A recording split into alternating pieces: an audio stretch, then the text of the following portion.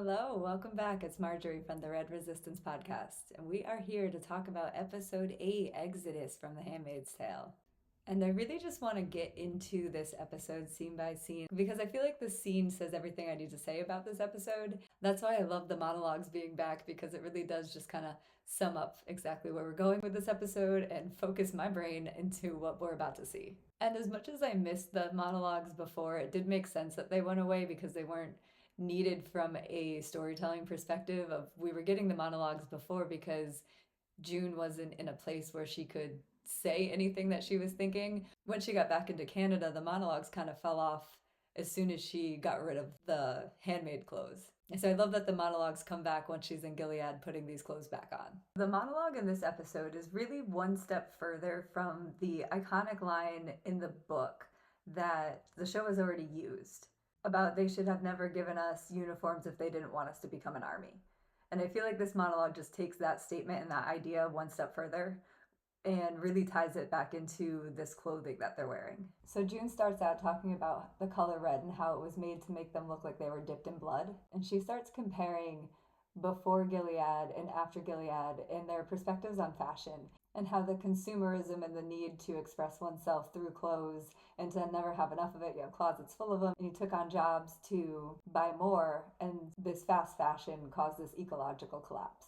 And in turn, this fertility crisis, and here we are. And she starts to point out that these were lies, to think that anything that you wore outwardly could express who you are inwardly. But she says that Gilead believed the lies too, and they used it to separate and dehumanize. And then she ends the monologue saying about how they forgot that red is also the color of rage. So you have June's monologue being said over the shots of these robes being dyed and cut and sewn. They're brought to the red center, weaponized, and the handmaids are adorned and ready to start a war. And that's why I love this monologue feeling so much like an expansion of that original quote. Not only have the handmaids been conditioned to become an army, now they've turned their garments into vessels of destruction and they're declaring war. And I really appreciate the fast fashion to ecological collapse pipeline because I can really see that happening here, both in the United States and globally. They've modernized and updated and kind of changed the specifics of the book for the show in a way that makes it really relatable currently. Because the book has been so timeless in so many ways, it's just these little like nuanced details of like certain societal changes. They really focused in on this clothing and this fashion and the inability to dispose of it and polluting the water system, and that causing this infertility crisis that has led to the ability for a regime like Sons of Jacob to take over the United States government. When you watch the show, you think, how could this happen? And then when you see something like that, you think it's absolutely how this could happen. But as you have June's words talking about this mass production of clothing causing this ecological collapse, you have June's words about fast fashion being spoken over shots of handmade slave labor garments, all identical. So it's like the pendulum of change has just swung too far. You went from mass production of all this individuality and fashion, and now you've got slave labor hand creating these identical garments to take away all individuality at all. And yet the point is being missed that what you wear doesn't change who you are. Like, regardless of whether it's clothing for expression of oneself or repression of oneself is always more than the clothing worn. And now these robes are finally going to be used in this episode as a form of self-expression to release all that rage of repression. It was all tied together so nicely in this monologue, and it really sets the tone for the rest of what we're going to see in this episode. And I do really appreciate that they had June and Moira sewing all of these pockets into the handmade robes. In an episode that's so focused on fashion, it was a really nice reminder of the women need pockets too movement. And in this case, they need the pockets for these box cutters. I also really loved how they had the shots of June and Moira putting these robes back on. It's such a thing when June escapes to watch her remove these clothes and take back some of her autonomy and her freedom and disrobe from the labels that these clothes represent. So to watch her put them back on while she's declaring war, and they have this great hype music in the background, it really starts this episode off with this intensity that is carried through right till the end when it leaves us on basically a cliffhanger. The final shot of June was really cool because you get the iconic handmade adorned shot of June looking into the camera, and it's right after the monologue, and it just all feels at home in the series. But one of my favorite shots from the series ever is in season 1 when she's washing the blood off the walls with Janine and the rest of the handmaids, and they're preparing for the Mexican delegation to show up. And it's right after she has sex with Nick for the first time, like consensually instead of like the ceremony. And she's talking about it in the monologue as the episode starts. But I just really love that shot of her face because, and it's one of the reasons I've always liked her relationship with Nick from that point on, was she looked more alive in that shot there. Her eyes like were very, very clear but bright. It looked like she had some life breathed into her for the first time in Gilead. I really like the shot of her at the end of the scene because her eyes are red. Like she just looks tired. She doesn't look alive. She looks resolute and she looks focused. But she looks like that red rage inside of her that she was referring to in the monologue. Like you can see it in her eyes. And I feel like it was a really subtle change in June over the series as she's talking about red being the color of rage, and even her eyes look red as if this rage is just boiling up inside of her and it can no longer be contained. I mean, the other thing I really liked in this monologue and scene about the color red is initially red is a color that is chosen because it makes it harder for her to escape, or for handmaids to escape, because it just stands out. So it was really cool in this scene to see that this color red is going to help them and they can weaponize their clothing because it's going to help them blend in. Then we cut to the wedding. And we get the procession of the handmaids and the high commanders, and then their wives. They come in groups of all the high commanders, and then the wives behind them, and then some more handmaids. And then Nick and Rose come in by themselves. And then you get Wharton and then Serena. For all that talk about Serena needing to get her dress from Marigold's, this dress was not it. I don't even have that much of an opinion on fashion, but I know that there is a more flattering cut for Serena than this dress. I just was not impressed with her dress or her hair. Like, it's not hard to make Serena look incredibly stunning, and no, not this dress, not this hair. But Nick is the one that gives the opening prayer, I guess you'd call that. I don't know what we're calling whatever this wedding ceremony situation is. But Nick gives the opening prayer. And he starts out with a verse from Psalms, if my Google is correct. So do with that what you will, because that's as far as I got. As all the heads bow in prayer, the knives come out. And I thought Nick's entire prayer was very ominous for Serena. He's talking about this marriage of the faithful and the just. And it's like, just? We just saw what Wharton did to all the Jezebels. Like, I wouldn't call this guy just. Serena knows that, Nick knows that, and we know that. And then he says something about in accordance with divine Gilead laws. Oh my God, Serena, listen. And he's talking about how Wharton needs to pledge fealty and devotion to his wife. Then he says the most ominous line, and also the most hypocritical, of what God has joined together, no human being can separate. And this is Gilead, where the most literal interpretation of that is God has join together these mothers and these babies, and the first thing they're going to do is separate them with this handmaid system. But once God has ordained your marriage, no human being must be able to separate. This is for life, Serena. This is your life. I'm really thinking Serena is just not going to see the end of the series. This is too big of a mistake for her to get out of. I really feel like this marriage is going to kill her because she's just so blinded by her mistakes still. And you get that really tense moment where the knife drops and it just clatters through the whole church. But they recover quickly. The knife gets slid back. And Nick continues on talking about mistakes and sheep and repenting. And then he talks about hoping that Serena and Wharton's union is blessed the way that his union has been blessed, with thine own child or mine own child.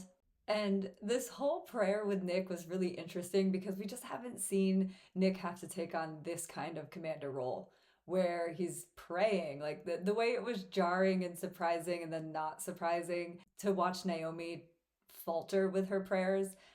It's kind of surprising and also not surprising that Nick is going to be capable of giving like a halfway decent commander-esque prayer for a wedding. But also we just haven't seen him in this role with this kind of speech. Actually, we never hear him talking about the Bible, but he has made it kind of clear that he knows the Bible. I think he even calls Price out at one point. Price says something about idle hands, and Nick says, you know, that's not really in the Bible. So I guess there is some kind of theological education with Nick. But we don't hear it a lot with him. So to hear him just kind of easily say this prayer with this Gilead speech and this Gilead ideology is jarring, but also he does it with such ease that you have to remember he's probably been doing this all the time, just not up in his garage with June. Then we cut to the wedding reception, and I am so in love with those chandeliers. I want to see those in person. They must be absolutely stunning. This room was incredible. So was the church. But that's all very fitting for Serena. That's exactly what June said she's going to do, is create this spectacle. And this wedding is exactly the spectacle that Serena was going for. And the handmaids start entering as we get shots of Calhoun, and then we get shots of Belle and his wife. And we finally get a face, like a real clear face to Belle's wife. And it's that bitch from Serena's baby shower. She was awful there. And it's like, oh, of course she's married to Belle. I can't believe I hadn't been thinking about Belle's wife potentially being in that room of wives. Every time they've mentioned Belle's wife, I've just kind of pictured like some young Testament's wife fresh out of wife school. And that's not what this is. But she's awful. I mean, we don't know much about her. Maybe she's just trying to survive and saying what she needs to say because she's married to Belle, which is entirely possible. But that's not really the image I'm getting. I'm getting that she's just as equally awful as he is. Certainly an ideology. And based on last episode where I thought it was a Martha that was pulling her out of the window, and everyone was like, no, that was definitely a wife. So it was her, and it looks like she was complicit. I mean, we don't see enough of it to know what's happening in that house with that wife. I could come up with a million reasons as to how she was coerced into pulling Janine away or helping her because Belle was coming. But now that we've put an actual face and seen who she was at the shower, it's kind of clear that she's as awful as Belle is. When I was first watching this episode, and you kept getting these shots of these commanders throughout the wedding and this reception, all I could think of was like, is this the last time we're going to see them? I kept waiting for these knives to come out, for it to be in this very unsuspecting way when they're just sitting there kind of hanging out, enjoying themselves. At this point on, I'm waiting for these knives to come into action until they mention the cake. And then they're like, yeah, 1 to 2 hours. And I'm like, oh. I really thought by the end of this episode there'd be a lot more commanders dead. But if we could only see one commander death in this episode, Belle is definitely who I would choose. That was succinct and beautiful. But I was definitely waiting for more of a red wedding bloody mess by the end of this reception, and that is not what happened. So as the handmaids all shuffle in, Phoebe prompts them to turn and greet each other. And the handmaid that turns and greets June, is that Dolores? I couldn't quite tell with how much her face is covered. Dolores was one of the ones that we've seen for a while on the show. She didn't get to run away at the end of season 3 and go on the run with Alma and Janine and June and the rest of those handmaids, Brianna. So for June to come back and see them, and for the two of them to be face to face, was really cool, if that is Dolores. Then Serena and Wharton enter, and we get their first dance. And it's the same song as the first time they danced in New Bethlehem, but this time we get discord. The music turns really ominous as soon as the handmaids start passing the knives, and then it cuts back and forth between like normal sounding music, and then it gets this like discord. In the past, we've never been able to quite describe how the music just gets kind of wonky and distorted, and it feels very ominous. It was really prevalent in season 3 with Fred and Serena when they were in DC at the ball, and it's the same dance that Wharton references in this season, and it just had like a lot of discord throughout it. We were trying to figure out what it meant and what that was, and now to have the same discord through this dance again with Serena's like missing finger and all that Gilead entails from Nick's whole prayer. And you get this discord music again, and it's really just so blatantly clear that Serena has made this massive misstep, and that her marriage to Wharton won't be any different than her marriage to Fred, and it doesn't matter if Wharton's different because she's still in this place. And look around you, Serena, Wharton's not different. And we get several shots through this scene at the reception of Nick and Rose sitting at the table, and they never look like they're enjoying themselves too much. Rose is better at putting on this happy face, and Nick just looks like he's happy to not be on stage when he comes and sits down, and they don't really seem to be interacting with each other too much. But every time you just have June glaring at them in the background, and I feel like they were trying to make it seem like she was going to be the one that takes out Nick, and I'm like, there's no way. There's just no way. I don't feel like she's that hurt or that betrayed to go slaughter him at this reception. But no one got slaughtered anyway, so it didn't matter. But if it were to happen, I would put my money on June saving Nick instead of killing Nick when it came down to it. Then we cut to Serena, and it kind of made me laugh because Wharton comes over and he gives her a kiss and he sits down at the table next to her. And it feels like at this point they would start to have a conversation about anything at all. And instead, as soon as he sits down, she just gets up and walks away. Well, she goes to check in with Larry and she asks him if he's nervous. And that was the first reminder to me that Serena's really operating in the dark here. Like, Larry's one of her biggest allies. She's over here checking in on him and telling him, don't you worry, just because of this is just pomp and circumstance. Like, I'm still as committed to these reforms as ever. And he's like, yeah, that's great. Meanwhile, he knows this whole thing is about to go down and she just has no clue. And it's funny to watch Serena try to operate in the dark as all of this is very literally happening around her. Larry says to her, all the more power to you, Serena. And I'm wondering if he just thinks that once this plan is enacted and assuming that it does work out and it gives him more power, that would therefore help Serena and she would also have more power because they are allies. Yeah, I'm thinking that's what it is because Larry still needs Wharton. Or is Wharton going to be killed too in this commander mass murder? And is this murder, are they just killing commanders? Are they killing their wives? I don't know. So either the plan is that the handmaids are going to kill all the commanders and the wives. And then the question is Wharton one of the commanders? Because we know by the end of the episode that he is going to have a handmaid. But I would guess that handmaid was not in the Red Center with the rest of these handmaids and is not part of this whole situation.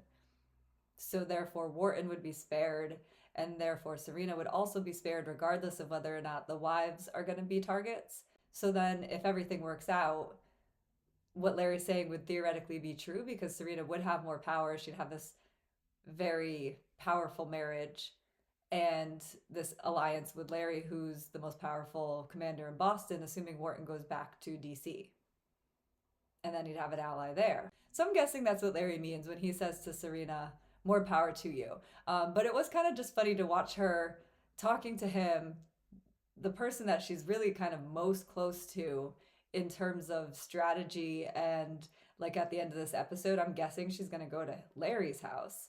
So to know that this is one of her biggest allies and he's not telling her anything really kind of highlights, again, why June shouldn't have been telling Nick as much as she did, regardless of their relationship and the trust built up. And then Serena highlights how in the dark she is about the plan when she responds to Larry and says, power to all the women in Gilead. And she looks over at these armed and concealed handmaids and calls them her most important guests. And it's like she has absolutely no idea what she's even implying. She goes off to talk to the handmaids and Belle comes over to talk to Larry. And he really just wants to rub it in his face that he has Larry's old handmaid. But we know that Larry already knows that because he told June this information already. And then he just talks about his father's handmaid, which we're going to see later in this episode. And he says, one ceremony, twins every time. She's the most fertile handmaid in Gilead. And it's just such an awful implication because it's just really multiplying her trauma of having to have these babies taken from her over and over again. And she's so pregnant that she can't even get reprieve from the physicality of pregnancy and the emotional turmoil of having to give up these babies every time. And she's treated as like the most prized possession. And she's passed off to all these high commanders as a gift on their wedding night. It's just, once again, every time you think you've seen the worst that this country and this regime could do, there's just another implication and another way in which it could be so much worse. And being the best handmaid in Gilead really comes at such an awful cost. And like, she's never gonna escape because they're treating her like such a prized vessel that I'm sure the security on her is pretty intense. I would imagine that as the most fertile handmaid in Gilead, that comes with a lot more trauma and turmoil than perks. Then we cut to Serena approaching the handmaids, and as she gets closer, June and Moira start to shuffle back. And Serena starts off with, It's so meaningful for me to have you all here. I'm painfully aware of how little appreciation we show you for your sacred service, but change is coming. And again, Serena just doesn't realize the doublespeak that she's saying. She goes, I'm making it my personal goal. And she starts to walk away, and then she has a change of heart and she realizes she has more to say. She goes, I had a handmaid once, and they cut to June. She goes, and I could have been kinder to her. But to be honest, she could have been kinder to me. And you can see her just start to go off script and start to just word vomit whatever's popping into her head, which is something I'm very familiar with doing. And I'm like, Serena, stop. What are you saying? And Phoebe just straight up walks away from her, and June is like bristling in the background. And Serena continues. She goes, we did unforgivable things to each other, and we are equal in spite and in vengeance. And you got June looking at her like, I'm gonna fucking kill you. June is packed with knives in that robe, and Serena is walking a very fine line.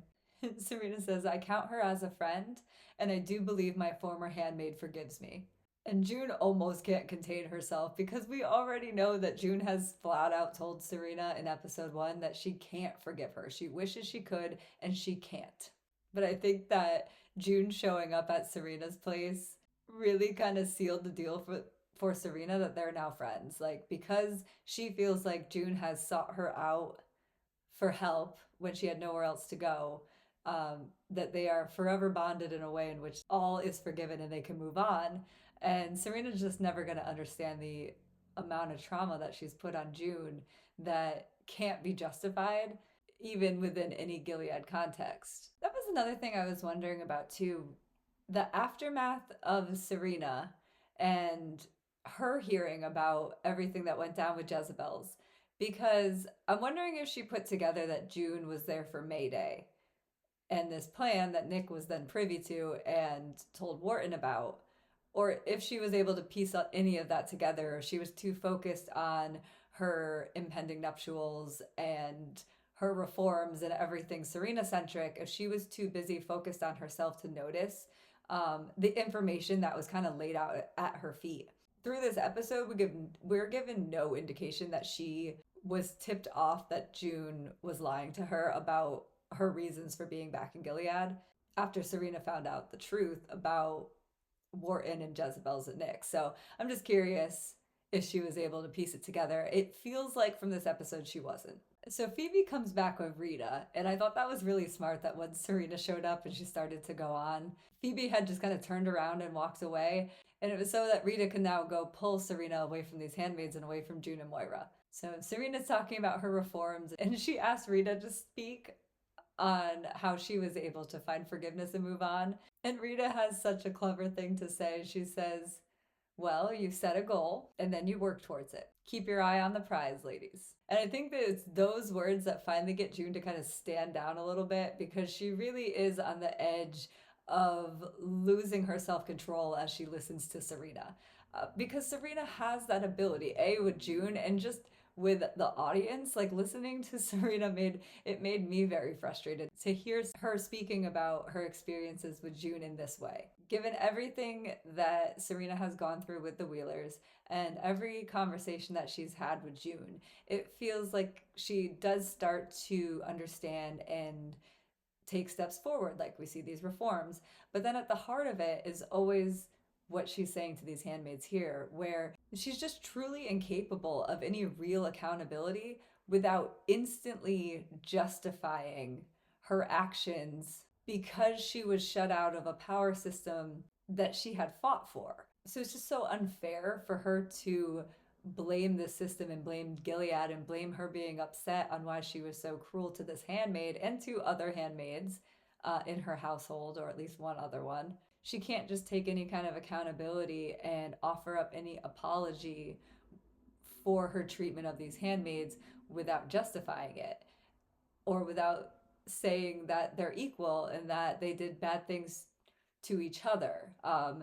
She's never going to be able to not see herself as a victim within this relationship that she had with this handmaid and the handmaid system, despite the fact that Serena had such a big hand in Sons of Jacob and the takeover that they had.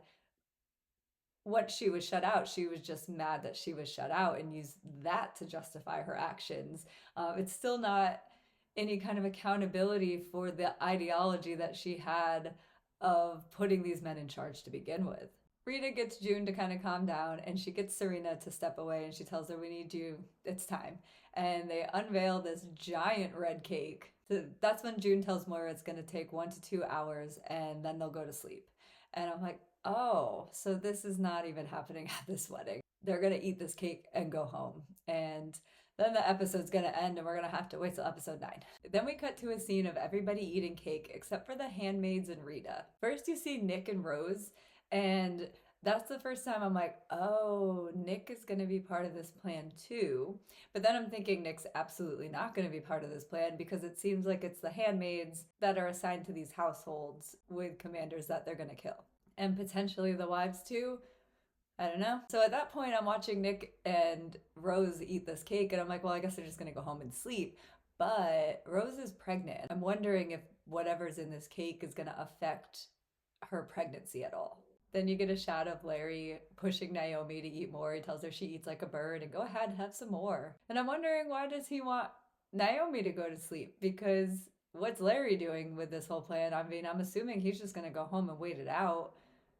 I don't know what his involvement is. He must have a bigger involvement than that, so he needs Naomi to go to sleep. I'm not sure what his plan is. He's not going to run around killing commanders in their sleep, so maybe he's facilitating some kind of exit for these handmaids after. But either way, he needs Naomi to sleep, so he's telling her, go ahead, eat that cake. Then you see June start to get this really intense focus on Belle before the handmaids are dismissed. And it's kind of like she sees her mark, and she's just trying to visualize how this is going to go down. So Phoebe's gathering up all the handmaids for the exit, and she says to June that she will meet her back at the Red Center. Shortly, we're going to find out that it's because June is going to kill Belle first, retrieve Janine, and then go back to the Red Center. And as we see later, that's going to be very helpful for Phoebe and everybody else involved. But as June goes to make her exit, she gets cut off by Serena and Lydia greeting each other, because Lydia has made it back quickly from DC in order to catch the end of this wedding. And so June stares at them for what feels like a half a beat too long for me. I'm like, turn around, or put your head down and keep walking, but stop staring at them like that. So she stops, she stares and assesses, and then she turns around and retreats in the same direction that she came from. And I think that movement and that change in direction catches Lydia's eye, and she glimpses her for just half a second before she starts to fall back in line with the handmaids as they're all shuffling towards the exit. And it's the first time that we see these robes of anonymity really help out, because June is able to lose Lydia in the crowd. So by the time she starts yelling her name and no one's responding, everyone's just continuing on to hit their marks where they're supposed to line up. She grabs one of them and turns her around, and it's somebody completely different. And she's starting to question what she saw at that point. So June is able to slip away as Larry intercedes Lydia and asks her why she blew off the meetings. And then June goes and stands behind Nick, and she starts to walk away from him just as he feels a presence. I wouldn't say it's her presence. And they miss each other by just a moment, and she walks away. And the way that Lydia was able to pick up on that being June, I don't think that it even crossed Nick's mind that handmaid was June. And he didn't seem to recognize the way she walked or her movements in the way that Lydia had. But then we cut to the next scene of Lydia confronting Larry and telling him that she thinks June Osborne is here. And he tries to tell her that she's delusional and that June Osborne is in Alaska, which really throws Lydia off. And that made me laugh, because it seemed way more likely that June was still in Gilead plotting something than it was for June to be in Alaska in retirement or refuge, so to speak. I just kind of liked that Lydia had June's number, and it was baffling to her that June would just be up in Alaska sitting this out, since Lydia couldn't even go to DC to sit this wedding out. But Phoebe gets Lydia a plate and some cake, and we cut to the next scene. And Serena is arriving at her new home with Wharton. And as they walk up, somebody in the household tells him that there's a gift from Belle Sr. in the parlor. And he goes, I bet I know what that is. And then he carries Serena over the threshold and into their new home. And this was the scene that in the trailer, I was really convinced that he was carrying her away from the house and not into the house. And I was trying to figure out why he needed to carry her when she seemed entirely capable of walking. And now a lot of people in the comments have pointed out that this was probably her stepping over the threshold as husband and wife.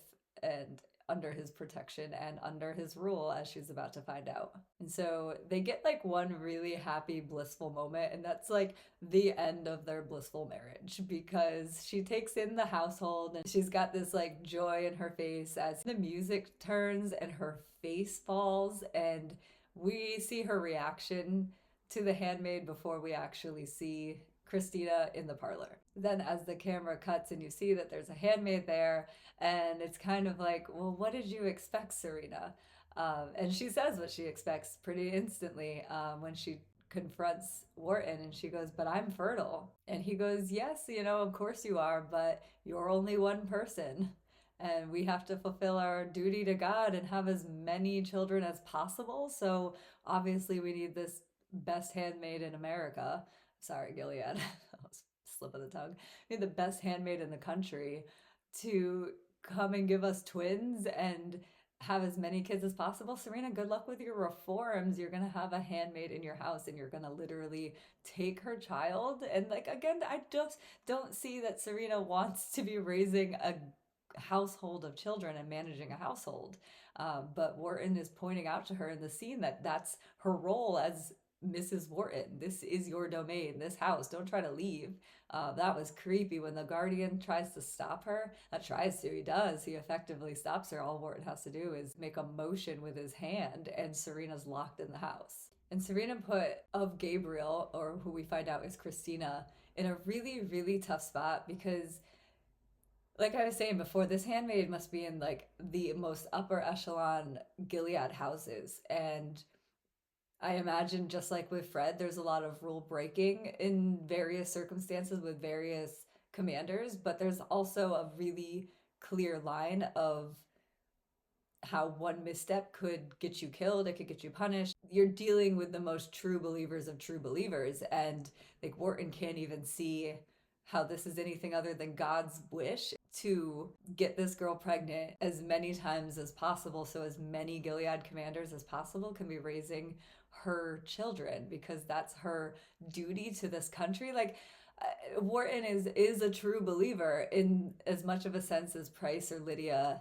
was too, and it doesn't matter how quote unquote nice he is on the surface. Like we're seeing he's actually a monster, but in a unique way. Like he's not the obvious monster like Belle, and he's not quite as swarmy and underhanded as Fred, but he certainly likes his control, and he likes the facade that Gilead and his high commander status has given him.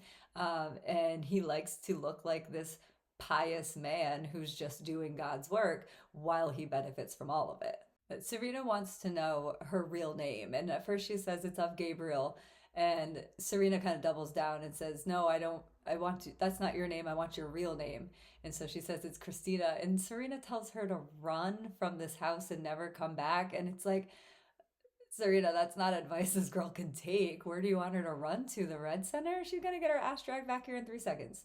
Although maybe not on this night with this Red Center. And you can kind of see what type of commander and what type of man Wharton is when Serena tries to tell him something. She tries to lay her own rule down, and she says, I will not have a handmaid. And it was kind of earlier in the conversation when she's like, what is this? And he's trying to explain it, and she says, and he goes, you're only one woman. And she goes, no, I will not have a handmaid in my house. And I don't know if she says my house, but she's certainly implying that she's going to set the rules for this house. And you can see his face change. It's really subtle, but it's really palpable in the conversation, because he really gathers himself and like tampers down his own rage that we see he has and is going to bubble up in a moment in this scene. But it really rubs him the wrong way that she tries to tell him how these rules are going to be in this household when he just carried her over the threshold, and this is under his protection, and he is going to be devoted and plead fealty to her. under God, and God has joined them together. Like, you're in it with this man. This is your domain. This is your giant box that you're going to be in, Serena. And you don't get to set the rules like that. And it really made my skin crawl to watch him react to her trying to tell him anything. But once Wharton sends Christina to her room, he turns to Serena and he goes, "What's wrong with you?" And she goes, "I was so stupid to do this again. I was wrong about you. I thought you were a better man, but you're just like the rest of them." So then his rage bubbles over and he screams at her enough. And that really stops her in her tracks. And he takes a deep breath, and then she starts to see a side of him that she has not seen before. And it's really awful, the language he uses to explain to Serena that the reasons that she thought he was different was that he was putting in a lot of effort to present that front to her, but that wasn't him. And he admits it to her as he says, "I have continually indulged you, compromised and accommodated. I have made radical changes to my life. I have bent to your liberal attitudes, but I will not turn my back on God." That's what he says. And that's exactly what he means. This was an effort for me to court you and to convince you that I'm different. And now that we're married, the pretense is gone. I am here for God, and I answer to God, and you answer to me. Remember? She's heard that line before from Fred. And so that really triggers her, and she goes, "Do you think God wants this abomination of a marriage?" I'm like, damn, they went from wedding bliss to abomination of a marriage in 30 seconds. And then he has the audacity to say, "You have deceived me," when he just laid it out for her that he's been deceiving her this whole time. Jeez, he's such an ass. He really is just like the rest of them, a self-centered hypocrite. And then Noah starts to cry, and you can see on Serena's face that she's realizing exactly how much of a predicament she's in and how vulnerable she is with this child and this marriage. And so she exits the conversation and she starts to go up the stairs, and there's a Martha waiting there, and she says, "I think he wants you, Mrs. Wharton," which I just thought was kind of interesting. Like, I feel like the Martha already knows what this household is like, and she knows she needs to get Serena away from this man in this moment of volatility, because otherwise I don't see why she wouldn't just go get the baby. Like, I don't think from that cry you can tell this baby must have Mrs. Wharton. It really seemed like she was just allowing her to step away from the situation. So she takes the baby and she makes a beeline for the door, and he tells her to stop, and she doesn't even hesitate. She continues walking, and all he has to do is snap his fingers, and the guardian steps in front of the door, and Serena does not have an option. He tells her that he forbids her to go. And it's just such a vulnerable position to see her in, holding this baby stuck between these two men and asking to be able to leave, and him just telling her no. And he tells her, "You are my wife now. Your place is in this house, and you have nowhere to go." And he starts to say, "You are under my," and he won't finish. And she really pushes him to finish that sentence. "I'm under your what? Your rule? What are you going to do? Cut off my finger? Beat me with a belt? Because all of that has happened to me before, and I will survive it. I will survive you." And he says, "I am not something to survive. I am a good man. I am a good husband." And she finally gets it, and she says, "You can't be. You're a commander." And that's the same point that June is having to face with Nick, and her relationship with Nick is there has to be a disconnect between a good man and a good person if you're a commander in Gilead who's not actively working to bring it down. And as we see here, Wharton's not actively trying to bring it down. He's propping Serena and all her liberal ideologies up just so that he could convince her to marry him. Like, all of that was just pretense so that they could have this non-negotiable, forever binding contract of your place is in my house, and this is what we're doing for God. This is the right way of life. This is what we should be doing. There's nothing wrong with any of the ideologies of Gilead. He's still one of the original founding Sons of Jacob members who has himself at the top of this Gilead hierarchy and subscribes to all of their ideologies. You can't be a good man and a good husband and be a commander benefiting from and propping up the system. And with that, he says, "Step aside, Harry. Mrs. Wharton would like to leave." And it's really ominous because it's like what he said earlier. Where the fuck is she going to go? Like, she can leave, but Gilead isn't going to honor her divorce from him. She isn't going to be able to live separated from him in New Bethlehem. He can find her and bring her back and do whatever he wants to her. At the end of the day, he can prove to her that she needs him to survive in this world because she's in Gilead right now. She can walk out that door, but where is she going to go? The only place she has here is Larry. And I don't think Wharton knows what an ally Larry is to her. But in any other circumstance, Serena would have nowhere to go. And he knows that. Then we cut to Lydia back at the reception. Everyone's cleaning up around her. There's not a lot of people left. And she is finishing up her meal and her glass of wine. And she's got her cake still in front of her and she hasn't eaten it yet. But she notices something amiss, and they don't show it at first, but she wants to know who was sitting at that table. And the guy answers that the handmaids were. And the music starts to get really ominous as she approaches the table. And she looks underneath, and it's like, I think one napkin was sticking out. And as she looks underneath, she sees all of the napkins of cake underneath the table. Then we cut back to the pack of handmaids all walking victoriously down the street. And the music is very triumphant, and they are off on their plan. Although I'm trying to figure out why they didn't just hand the knives out here. It doesn't seem like there's anyone but Phoebe really around escorting them back to the Red Center. So theoretically, they could have just passed them out as they all walked by, one by one. I don't know. It seems like this could have been an easier place to pass out all of those box cutters without being seen in the pews at the church or in the reception. And they didn't need the knives in the reception like I was hoping they would. Maybe they were just unsure of at what point an opportunity would arise. And so it was just a matter of getting these box cutters out to the other handmaids when they could throughout the pomp and circumstance of the wedding. Or there's just more handmaids than we're seeing. Like, this is a group of handmaids walking back one way, and there are other handmaids in other directions, maybe at other Red Centers. Possibly. I don't know. But they're walking back to the Red Center now. And they're waiting for the effects of the cake to kick in on all of these guests. Although Lydia's not going to be far behind them. But it looks like this pack is being walked with June and being escorted back to their homes. Like, the handmaids are going into each house one by one. Now they are armed with these knives and these sleeping commanders and wives.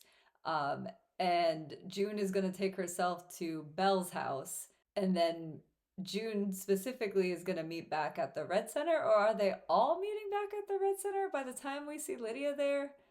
Have they all killed commanders? I'm still confused about this plan. Why am I so confused at this point? But then we cut back to the Red Center, and Lydia is finding out that people are sleeping. You got the guardian sleeping. There's an aunt at like the front desk sleeping. And so it looks like some of the handmaids were brought back to the Red Center, maybe the ones that weren't assigned to commanders. And June was taking all of the handmaids that were assigned to homes already and dropping them off. And so Lydia finds Aunt Phoebe, and she asks her where the girls are, and she says, oh, they're all tucked in bed. And Lydia wants to see for herself. And Phoebe tries to get her to go down to the kitchen. She's like, I made some cookies using your favorite recipe. Why don't you come see? And Lydia is not going to be distracted at this point. So she storms off, and you get this great shot of Aunt Phoebe just kind of realizing that she's got to make a move here because she's caught. So she follows Lydia down the hallway, and you see the box cutter open, and she's about to make her move, but the guardian shows up. And now Lydia's demanding that this door gets opened, and Phoebe's trying to buy time, and Lydia just keeps screaming at her to go faster, which is just stressing me out in that situation. Like, even if there's nothing incriminating on the other side of the door, somebody yelling at you to find a key like that is very stressful. And it was so tense knowing that the second she gets this door open, she's caught. And so Lydia goes in and she rips the blankets off one of the girls, and she sees that they're in their handmaid clothes. And she knows that something is very off at this point. And she looks back at Phoebe, who knows she's caught. Lydia's going to start replaying all of these interactions and realize that Phoebe has been redirecting her and circumventing all of her movements and covering up for all of these strange instances. And so we're going to see later in this episode that Lydia knows who's to blame and who's going to take the fall for being made an example of out of all these handmaids. And Phoebe just knows she's caught. Then we cut to June, and she is entering Belle's house, and she's trying to locate him, I'm guessing.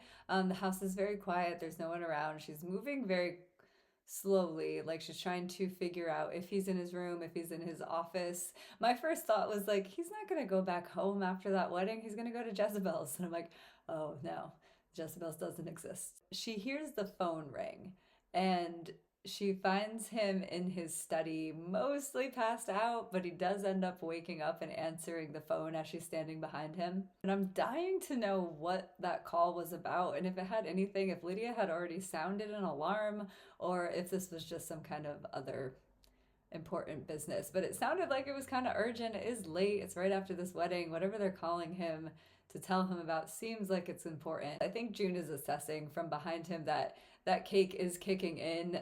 He's having a hard time staying awake. His movements look like his limbs are really heavy, and his head's really heavy. He's like propping it up. So I think she's trying to assess at what point she goes in and kills him, because she is behind him. She could just like slit his throat or jam the knife into his throat at this point. I think we've seen that on the show, or I've seen that in some show.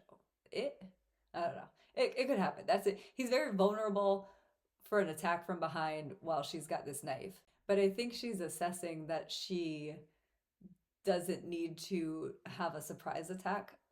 She can confront him first. So she steps down the stairs and comes into his line of vision as he's on the phone.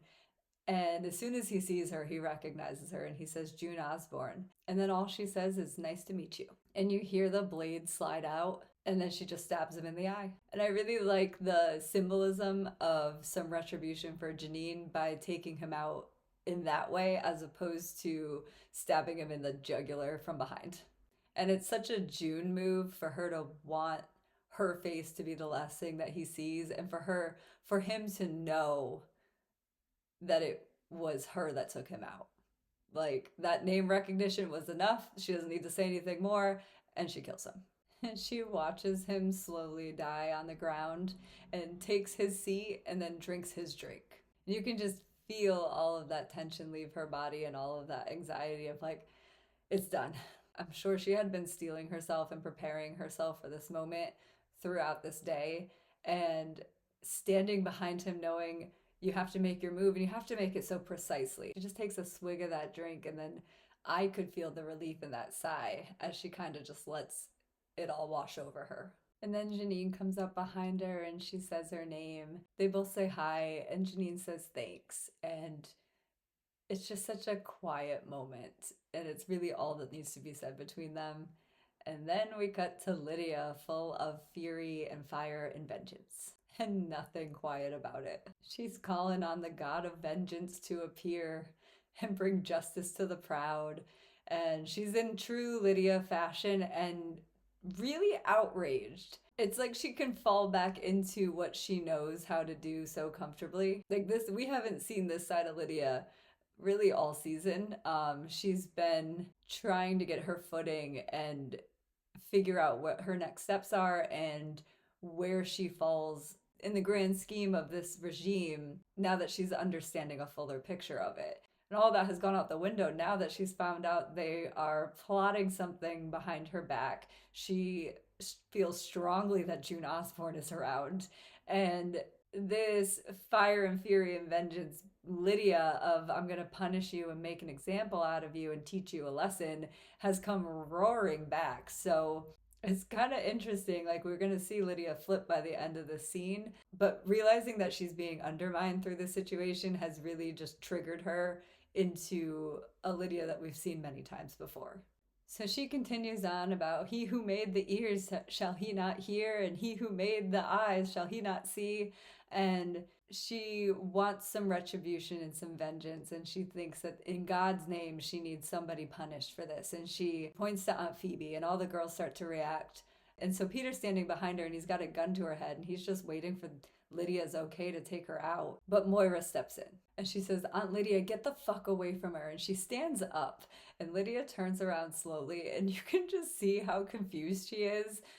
when she does not recognize Moira at all. And she says, "Who are you?" And it's got to be such a slap in the face to Moira for Lydia to not even remember who she is when Moira has suffered so much at Lydia's hands and she's caused so much pain and trauma in ways that Moira's never going to be able to forget. And then for her to be face to face with Lydia, and Lydia can't even remember her because she's just one of many for Lydia. And Lydia wants to know her name, and Moira says, "What does it matter when you took it from me?" And she says, "My name is Moira, you fucking bitch." And I really love that Moira got to have this line. We've seen June get to take her name back, and we've seen the handmaids get to share their names. Like, this power of the name has been throughout this series. And so for Moira to get this moment with Lydia was really, really powerful. It made me very happy that Moira got to go in and get this kind of closure, even if it's in this perilous situation and it might be a whole lot of closure on a whole lot of things. For her at least to be able to get that off of her chest and say to Lydia, "My name is Moira, you fucking bitch." And as soon as she says that, I think it's a combination of the way in which Moira says her name and also the fact that Moira is a name that I think somewhere is in Lydia's recollection connected to June. So as soon as she says, "You fucking bitch," Lydia says, "You're working with her." "I was right. I know she's back. Where is she?" And Moira goes, "I don't know who you're talking about." And I really love how in this moment that is such high stakes for Moira to be able to keep her cool and play this game with Lydia in such an antagonizing but cathartic way. We've seen so much of Moira pre-Gilead, and this was her. This was this antagonizing and powerful force. And then we saw what Gilead had done to her and her time in Canada and her just trying to get her footing and heal and find her own way of moving on. And to see that June's way of moving on was a little bit more proactive and a little bit more physical. And June was kind of that spark that relit that fire for Moira. So for her to find her own power within the situation, despite how high the stakes are, did feel really good. Especially as Lydia's screaming in her face, "I will not hesitate to shoot a traitor. Where is she? Where is June Osborne?" But Moira doesn't have to keep her cool anymore because June walks in and she says, "I'm right here." And we finally get the reunion that I really, really wanted. And she goes, "I knew it. It was you. You did this." And June just keeps so calm and collected. And she goes, "No, not Lydia. You did it." She goes, "You trained us to be like this after you beat us and tortured us and mutilated us and took our children away." And you can see the recognition in Lydia's face of understanding that she did do something wrong. She is different than Serena in this way of there's some acknowledgement on her face that this is on her, that she did do this. All of that fury and vengeance and screaming that she was doing before, all that performative act, June was able to bring the temperature down in this room. And Lydia was in a place where she could actually hear and own up to the fact that she did do this. And all of those things are true. And she only can own up to it because of everything she's been through with Janine. But for June to reiterate, "You've taken our children from us," when that's the last thing that Janine was yelling at her as she kicked her out of the room. And Lydia thought at one point that that was the last thing that Janine was ever going to say to her. We know that when Lydia prays to God to change, if he answers her prayers, then she does hold up to that bargain with God. Like, she takes that very seriously. She takes all of this God stuff very seriously. So she was praying for Janine to be rescued, and then she thinks that it's Belle who answered her prayers or that God sent Belle to answer her prayers because he saved her. And she vowed to change based on what Janine had said. Now's her opportunity to prove that she is going to turn a new leaf and change her ways in some way. But June continues and she says, "But I think that you've seen things that you can't unsee. And I think you've learned things that you can't unlearn. And I know that in your heart of hearts, you know that rape is rape. And you know it wasn't our fault and we don't deserve this. And we're not fallen women, we're rising up. Because in each and every one of us is an immaculate soul that was given to us by God. And it's just crying out for dignity and freedom." And Lydia's first response is so hard-headed, and she goes, "Do not presume to know what's in my heart." I guess in that way she is like Serena of like falling back into that instant defensiveness, but it's not as intense as Serena would have done. And there's not as much justification, but she does imply that you don't know me, June. But I do like that June mentions I think you've seen things that you can't unsee and learn things that you can't unlearn. It's a really little subtle nod to the Testaments because that's Lydia's whole story in the Testaments is her recounting how she became to be an aunt and explaining away the atrocities that June is alluding to here. And the way in which she does that is basically, I think June essentially just handed up to her the thesis of her holograph in the Testaments of, yes, I've done terrible things, but I've seen things I can't unsee and I've learned things I can't unlearn. And I did the best I could given the situation I was given. So June kind of concedes to Lydia, saying, "Don't presume to know what's in my heart or God's." And she says, "You're right, I won't, but I will ask you, do you think that God wants this for us, for your girls?" And as soon as she says that, Lydia kind of drops a little bit because that's everything she's been struggling with for the last at least season, maybe 2 seasons, is would God want this for your girls? This is not what you thought you were training your girls up to be. And what you thought their duty to God was and what you're finding out the reality is entirely different. And do you think this is okay? And we know that Lydia knows it's not. And she knows that it wouldn't be okay with God either. That's the issue she's having. If she thought God was okay with this, then she could get behind all of this. But she doesn't think that this is okay. And that's the entire point June is making is you have to know this is rape and this is wrong and this isn't what God would want. And then June hits her with the best argument she can make for Lydia specifically. Like, I think June has spent enough time with Lydia to really understand how to persuade her, and she does it masterfully here. So she gets her right where she wants her, and she sighs, and Lydia kind of knows that June is right. And then she says, "Or do you think that there's a God that would want to empower a woman like you to stand up for us? To arc toward the light?" Oh, that's kind of like the ending of The Handmaid's Tale. To step into the darkness within or into the light. And June's telling her she wants her to step into the light that she knows she has inside. I'm guessing arc towards the light is some Bible term that I don't know about, but it does make me, the non-Bible reader, think about the end of The Handmaid's Tale. Not the epilogue part, but the last part from June's tale. Or she says, I step into the darkness within or into the light. And so she wants Lydia to step away from that darkness within that we've seen, all of the vengeance and the mutilation and the training of obedience in the name of God. And she wants her to arc towards the light and start standing up for these girls because someone needs to. And she finishes with, to finally declare enough, which is an interesting statement considering we just saw Wharton scream his declaration of enough. And now June is very politely asking for the handmaids to have the same ability to scream enough. And she finishes with, because all of us together, we've had enough. And then right as June finishes her statement, Janine steps in and Lydia's lip starts to quiver and she audibly reacts. We've seen Lydia's lip do this a lot this season. It was more in the first couple episodes. It was like every time she was confronted with a reality that she didn't want to face, but she knew was true, her lip would start to quiver like that. And I couldn't quite figure out what was happening other than she was just really kind of unmoored by everything she was learning. And she just needed to kind of like gain her footing and her health. I don't know. She was just off. Lydia in general was shaky and it was like a tell on her lip every time. And so sure enough, Janine shows up and it just kind of wears any resolve that Lydia had left is washed away the second she sees Janine. And then Janine really just starts to dig that knife into Lydia as she lays out exactly what's happening. There's no point from this point forward that Lydia can say she doesn't know what's going on with these handmaids. Like, she's tried to hide behind this I had no idea line for like 2 seasons, and at this point, this can no longer continue. Janine says to her, they hurt me, and they hurt us, and they rape us, and you gave us to them. And Lydia responds with, I only ever meant to save my girls. And Janine tells her, if you want to save us, you gotta let us go.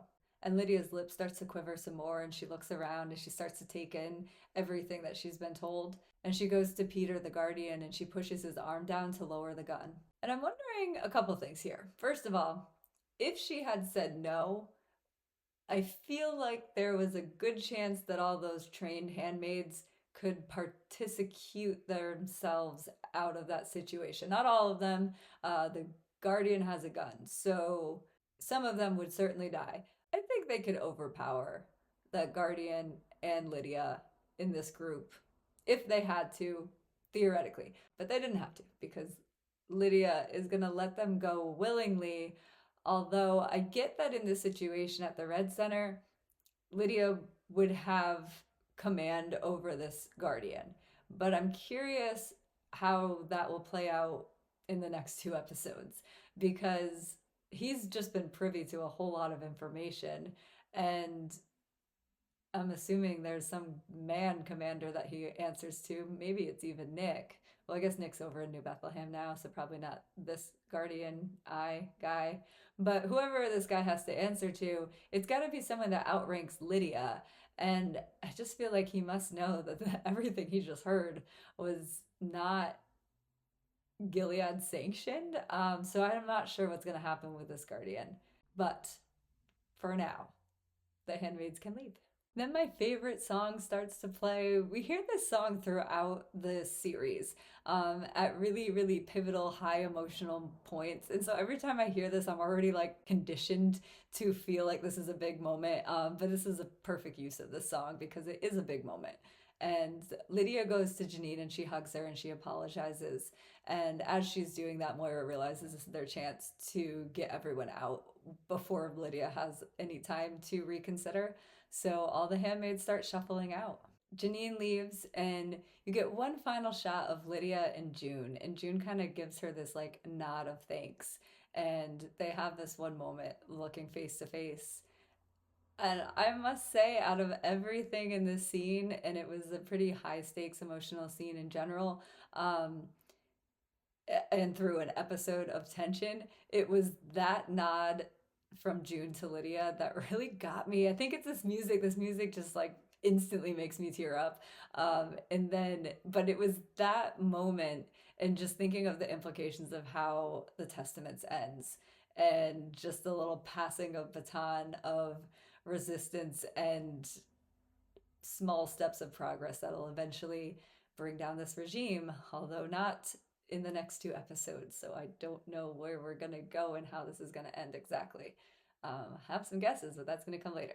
But once June walks out and Lydia is left alone, she says out loud, "Oh God, help me." And there's just so much to that line that she could mean. I think she's feeling the weight of everything that she's done, all of her actions that have gotten her to this point, and all of the damage to these women that she's done. But I also, maybe this is just my own perspective, is I don't know where she goes from here. Whatever, she doesn't even know what they're off to do, but June's behind it, so she's got some kind of idea of what's going to happen. And she's going to have to answer for it, both with the guardian and then whatever this fallout is that all of her handmaids are about to do. So Lydia's going to have to do some really heavy praying for both her own soul and her own mortality in the immediate future. And then we get a final monologue as all the handmaids exit into the street. She says, "We took the clothes they used to enslave us, to liberate us. Who were we under those robes? Who could we be? Who had they prevented us from being? Mothers and daughters, readers and writers, professionals and friends. We were angry, we were exhilarated, and we were ready for a new beginning. The dress became a uniform, and we became an army." And that's the episode. Which is a real cliffhanger because all that bloodshed I thought we were getting in this episode, we are not getting. It was not a red wedding. It was a red cake putting everyone to sleep for the next episode. But we have Belle that's dead, so thank God for that. Janine is out of Belle's clutches, and Lydia finally made her testaments turn. Like, it's official. It's been this slow-moving journey for Lydia to get to this point, but I'm really excited to see where we're going to go in the next two episodes of her trying to figure out how to get out of the situation she's in, because that's precarious, and then trying to understand and step into the power in which she has as this aunt who now has this ulterior motive. So that's the episode here. I'm on track to get this out on time. And then I have no more episodes to watch. I kind of spend my week and all of my spare time in the new episode, but there is no new episode for me right now. I am at the end of the screeners. As far as the final two episodes go, I don't know if they're going to put screeners out. I'm trying to remember what they did in the past. I know they came out, the final two episodes did come out a little bit later. But they came out earlier than when they aired. So I don't know if that's going to happen this time. But I might do a live reaction if they're not. If they don't come out, I'm going to toy with doing a live reaction. If not, it'll probably just be one day back. It doesn't take me a ton of time to actually record and edit. I would just be watching it 1 to 2 times before I did the episode. So it would just be a more reaction and less analysis, which would be perfectly fine because there's going to be a lot to react to in these last 2 episodes, I'm sure of. And then we can spend all the off season before the Testaments analyzing this whole thing. So I do want to do a predictions video. I'm off. I have a couple of days off and I have some time now. So character by character is probably the easiest way to do it. There's definitely some characters we haven't seen yet. Esther's the big one. I think she's not coming back, but this is all the stuff I'm going to put in that prediction video, and I won't do any more guessing at this point. All right. So we got 2 more episodes left. I don't know what those reactions and analyses will look like, but I will get them out to you as soon as I can. But in the meantime, we will do some predictions about these final 2 episodes of where we're going to go and any hopes and dreams we have about the conclusion of the series. All right, so thank you so much for listening. We will be back here shortly with some predictions and then the last 2 episodes of The Handmaid's Tale. Thank you. Bye.